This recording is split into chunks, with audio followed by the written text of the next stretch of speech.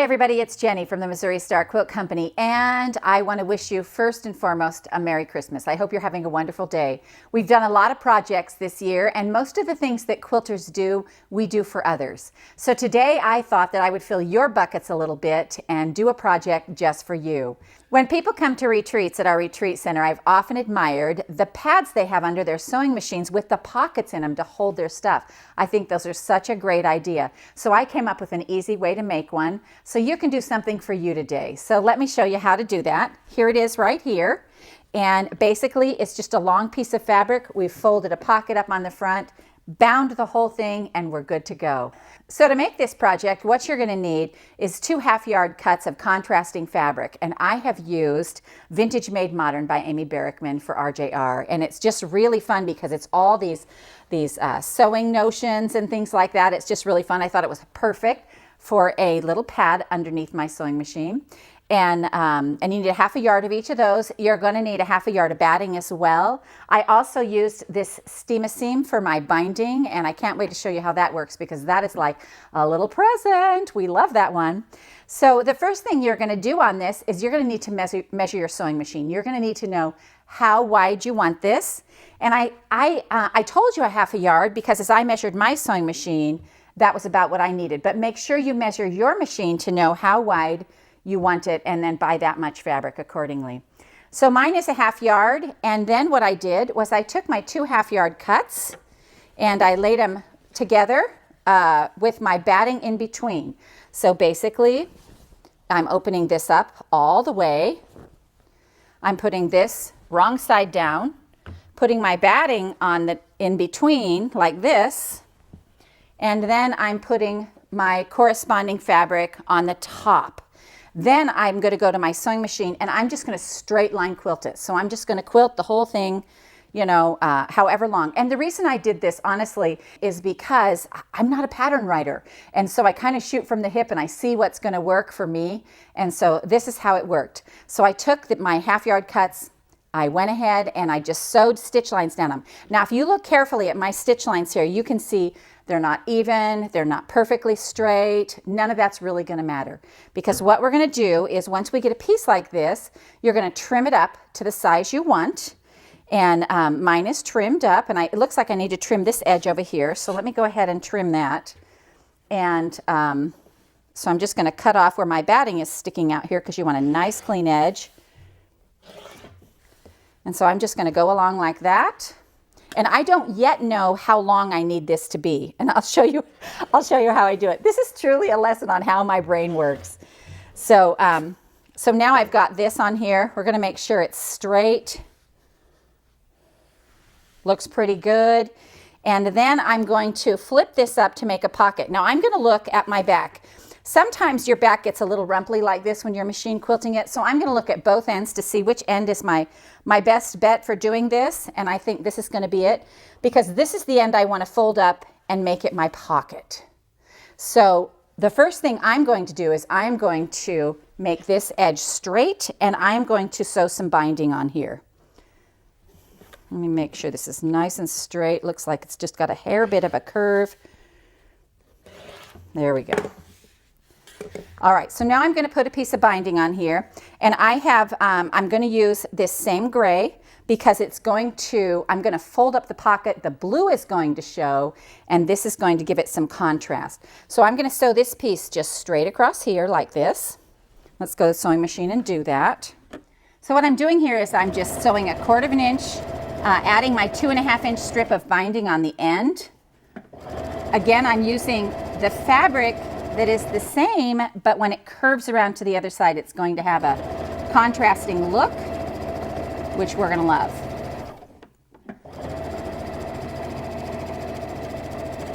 All right, so that little piece of binding is on.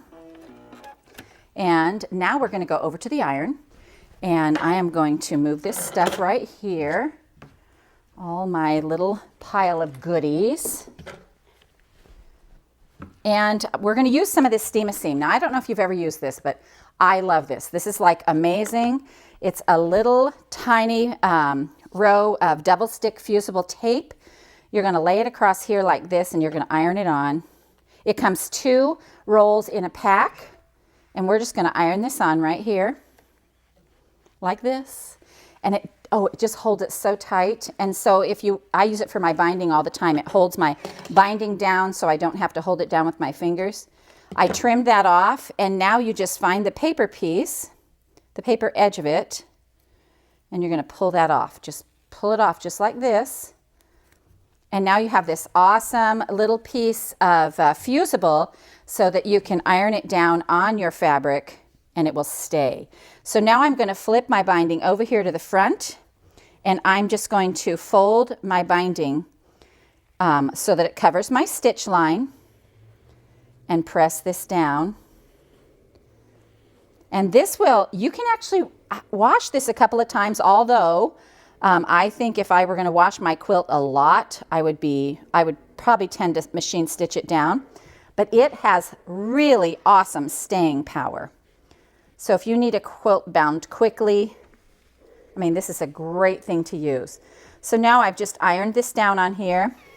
I'm going to let it cool for a bit, trim these little threads off, and my binding is done. I don't even, we're not going to wash a sewing machine pad probably a lot, so this is actually going to stick on here really super good. It's pretty amazing. I love this steam-a-seam. So then what we're going to do is you're going to decide how deep you want your pocket. So one of the fun things about making a pad for your sewing machine is this is going to be completely customized to you.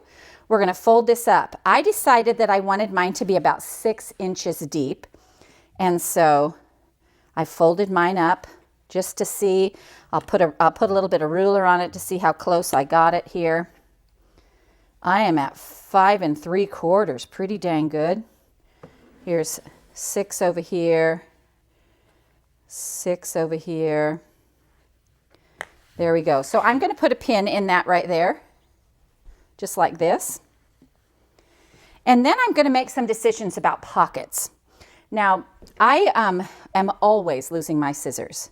So here's my, I'm always padding around trying to find my scissors. And so I decided that I wanted a 3-inch pocket over here.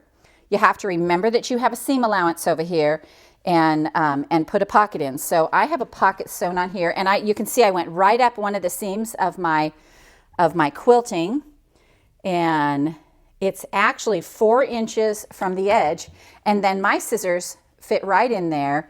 And when that hangs down in front of my sewing machine, because your sewing machine is going to sit on it like this, and this is going to hang down, the pocket's going to hang down in your lap. So you can put your seam ripper, everything you need right there in front of you is right there for you to use. So you need to decide on the widths that you want your pockets. I left this other piece open because I don't want to, when you get a little tiny pockets in there, it's hard to get your hands in. You could make a skinny one for a pen and the pen would stay up. But I'm kind of a messy creator, so I gotta throw all that stuff in there. So now what you're gonna do is you're gonna measure how long you want it. And so how long you want it. And this depends, again, on the height of your table, the width of your sewing machine, where your sewing machine sits on the table.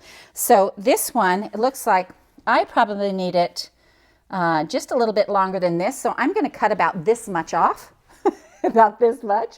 And I will measure that to make sure that I'm getting the same on all sides. So it's about 4 inches. So I'm going to come here and trim this about 4 inches. Just like this. And that's one of the things I love about this is it is completely customized. So now I have 4 inches, and now the only thing left to do, once you've got your pockets in and it cut to the size, now you're going to bind it, the whole thing, and you're going to use your steam-a-seam, and it's just going to go so quick. So I have, oops, I've already lost my scissors. Oh, they're in this pocket. All right, so what I do to start this binding, because normally we start the binding in the middle of a row so we can finish it nicely, but we have edges here. We're not coming across the bottom. So what I'm going to do is I have my binding strip already cut. It's a 2.5-inch strip. I've sewn 2 of them together. I'm going to fold this little edge up right here, and I'm just going to fold that over like that, about 1/4 of an inch, so it gives it a finished edge. And then I'm going to start my binding right along the edge right here. And so I'm going to be able to turn this. This is going to, once I start this on here, it's going to actually enclose the pocket as well. So we don't even have to seam that. So we're going to start along this edge line it right up on the bottom and sew straight down.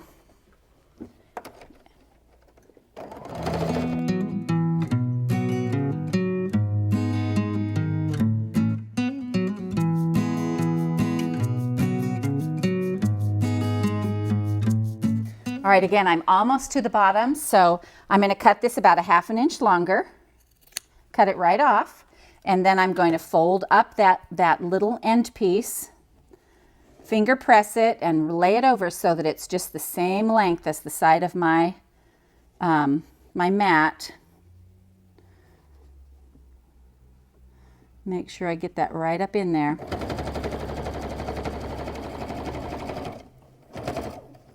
And I'm just going to back stitch this a little bit. Now we're going to add our steam-a-seam over here, and we'll be able to just press that around, and just like that, our whole thing's going to be finished. So, so you have this little pad, and let me show you how they work because they're pretty handy. You're just going to pick up your sewing machine like this. You're going to slide your mat under it like this, and then you've got this pocket that hangs down in front of you that's able to hold all the things that you need. You can, again, I love that you can customize this and make it your own. I saw one that had a little pin cushion, a little square pin cushion and a piece of Velcro to hold it on the mat. Another one where the pin cushion was in the shape of a roll.